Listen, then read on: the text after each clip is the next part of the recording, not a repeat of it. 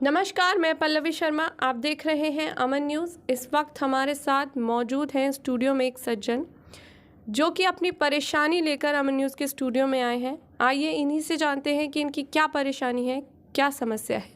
नमस्कार। नमस्कार। आपका नाम? इकराम खान। क्या परेशानी है आपकी? परेशानी ये है कि मैं 2013-14 में श्रम विहार में छोटा सा कारोबार करने के लिए आया था। इसमें मैंने कमीशन पर ज़मीनें काटी। कुछ ज़मीनें मेरे नाम के पेपर भी गए हुए हैं, लोगों की काटी और मेरे नाम पेपर हैं। अमन न्यूज़ की यूट्यूब पर मैंने एक वीडियो देखी जिसमें बताया जा रहा था कि ये 2012 में डेमोनेशन हुई थी जी। और उसके बाद मैंने अमन न्यूज़ से कांटेक्ट करने की कोशिश की क्योंकि मुझे ये न्यूज़ अच्छी लगी ताकि लोग आगे ना फंसें। उसके बाद मैंने अमन न्यूज़ में गया और अपना इंटरव्यू दिया और बताया। आपको कब पता चला ये सरकारी ज़मीन है?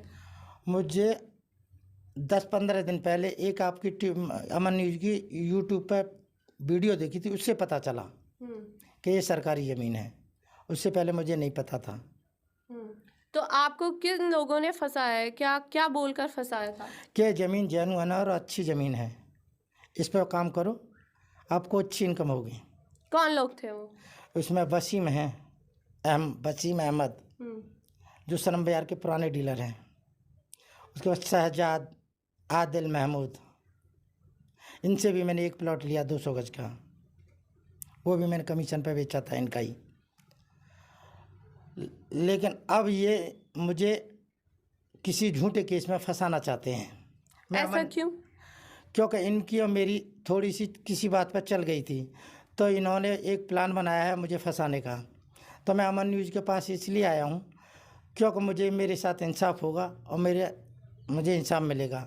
और ये सरकार, प्रशासन सबकी आंखों में धूल झोंक रहे हैं और ये रात को 11 बजे के बाद बाउंड्री कराते हैं, मकान बनाते हैं, सारे काम रात को ही करते हैं, दिन में कुछ नहीं करते।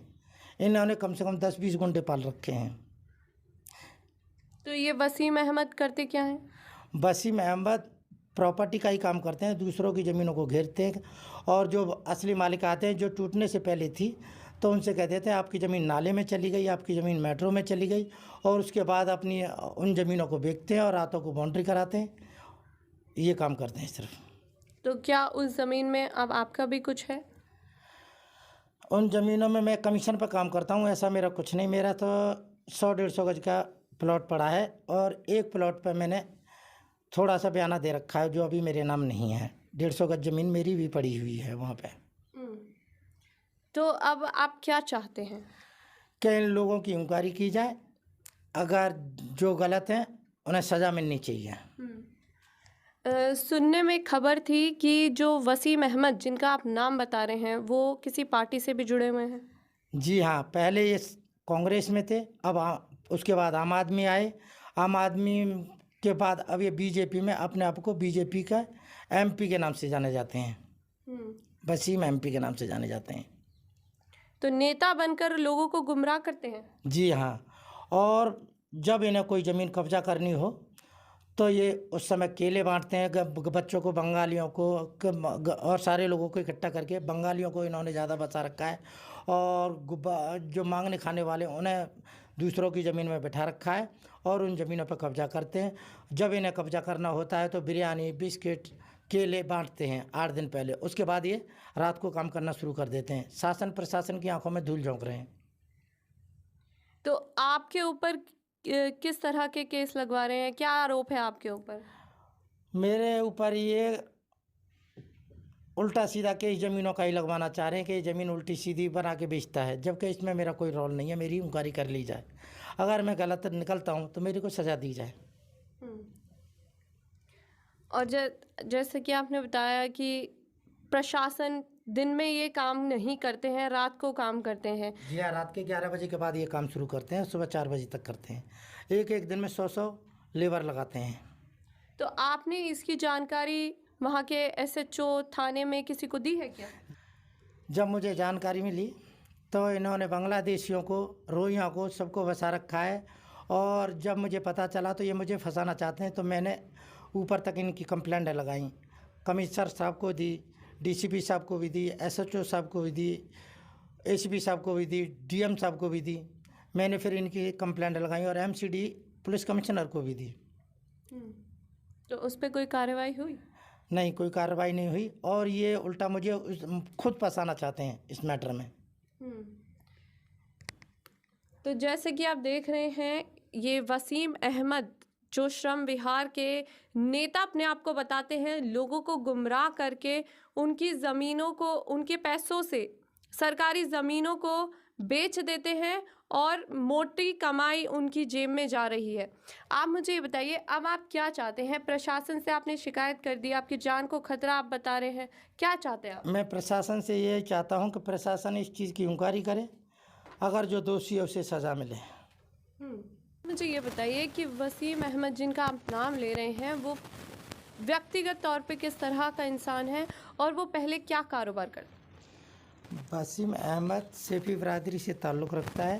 पहले इसका बैकग्राउंड मजदूर टाइप का था और इस वसीम अहमद और इसके भाइयों ने चीटिंग के साथ काम करा और ये सारी प्रॉपर्टी आई कहाँ से? इसने बहुत सारे विदेशी लोगों को रख रखा है, इसकी इंक्वायरी की जाए, इतना पैसा आया कहाँ से? और इसने एक 500 खसरा नंबर 502 जिसमें शहजाद और आदिल और तनवीर ने ज़मीन मस्जिद को बेचा और ख़रीदने वाला वसीम अहमद है। तो जैसा कि आप कह रहे हैं, काफ़ी सारे लोगों को, बांग्लादेशी को रखा हुआ है, तो क्या कहना चाहते हैं आप? क्या जो वसीम अहमद है उसका बांग्लादेश से भी कोई कनेक्शन है? हाँ, हो सकता है कि इसने बांग्लादेशियों को, रोहिंग्या वालों को रख रखा है। हो सकता है इसका विदेशों में कोई कांटेक्ट हो, कह नहीं सकते। और इसने बहुत सारी लेडीज़ें पाल रखी हैं और बहुत सारे गुंडे पाल रखे हैं। मुझे अपनी इज्जत का और जान का भी खतरा है। कैसा खतरा आपको नज़र आ रहा है? हो सकता है ये गुंडे छोड़ के मुझे मरवा सकता है, हो सकता है कि किसी लेडीज़ पे मेरे ऊपर इल्ज़ाम लगवा सकता है। जैसा आप बता रहे हैं, लेडीज़ों से इल्ज़ाम क्या इससे पहले भी ऐसी कोई घटना या किसी पे इल्ज़ाम लगवाया है क्या? हाँ, चाचा लुंगी वाले पे इसने ये काम करा है और उसका पैसा भी खा लिया और ज़मीन भी खा ली है। 65 लाख रुपए उसने दिए थे, वो भी खा चुका है और उसके अवेज में ये जेल भी जा चुका है। कितने मुकदमे होंगे आपके हिसाब? मुकदमे का तो पता नहीं, लेकिन शाहीन बाग थाने में कम से कम 40 कंप्लेंट होंगी। 40 कंप्लेंट?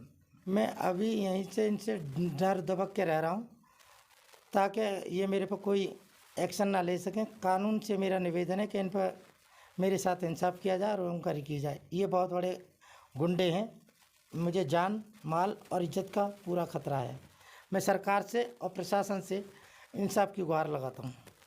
मस्जिद की आपने बात कही, मस्जिद की क्या ज़मीन बेचकर इन्होंने पैसा कमाया है? क्या किया है मस्जिद के साथ? मस्जिद को बेचकर इन्होंने पैसा कमाया है।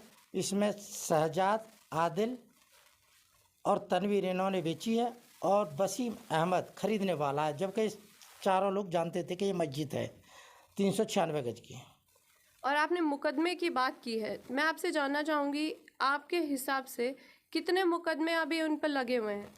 मुकदमों के बारे में तो पता नहीं, लेकिन शाहीन बाग थाने में कम से कम 35 से 40 कंप्लेंट वसीम अहमद के ऊपर लगी हुई हैं। किस तरह की कंप्लेंट है, किस तरह के मुकदमे? ज़मीनों के कब्जा करने के मैटर में ज़मीनों का कब्जा करते हैं। आपने इन गुंडों का नाम लिया है, वसीम अहमद और उसके जो सहयोगी हैं, क्या आपने उन पर कोई कार्यवाही करने के लिए कोई कंप्लेंट एसएचओ थाने में कहीं दी है क्या?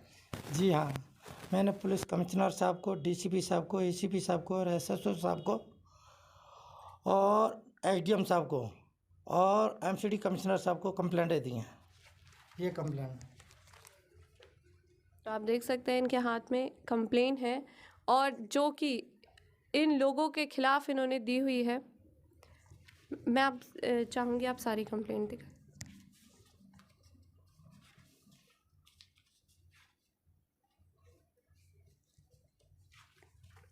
अब आप क्या चाहते हैं? मैं इंसाफ चाहता हूँ, इसकी इंक्वायरी हो, इस पर इतना पैसा आया कहाँ से इन लोगों पर और इन्होंने इतनी ज़मीनें कहाँ से खरीदी। ये इस तरह से पेपर बना के ज़मीनें बेचते हैं।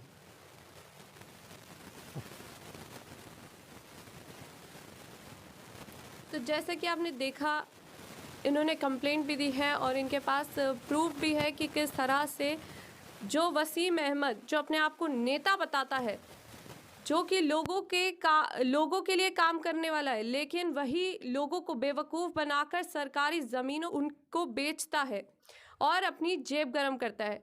उनके खिलाफ कार्यवाही की मांग को लेकर ये अमन न्यूज़ के स्टूडियो में आए हैं और मैं भी अमन न्यूज़ के माध्यम से शासन और प्रशासन, जो पुलिस है, श्रम विहार की शाहीन बाग की जो पुलिस है, उनसे निवेदन करूंगी, जैसा कि इन्होंने बताया कि इनकी जान माल को खतरा है, इनकी इज्जत पर आरोप लग सकता है, उसका ध्यान रखा जाए, इनको सुरक्षा दी जाए और ऐसे लोगों पर उचित कार्रवाई होना बहुत ज़रूरी है।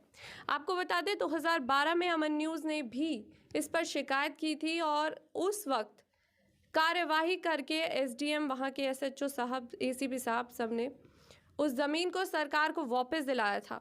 मैं आपसे ये भी निवेदित करूंगी, जो भी लोग इस वीडियो को, अमन न्यूज़ की तमाम खबरों को देखते हैं, जिनको लगता है कि वो भी ऐसे ही परेशानियों से जूझ रहे हैं, आपसे निवेदन है कि अमन न्यूज़ के स्टूडियो में आकर आप भी अपनी बात यहाँ पर रख सकते हैं और आपकी बात सरकार और जनता तक पहुँचाई जाएगी। फिलहाल के लिए इतना ही। देश और दुनिया की तमाम खबरों से जुड़े रहने के लिए देखते रहिए अमन न्यूज़।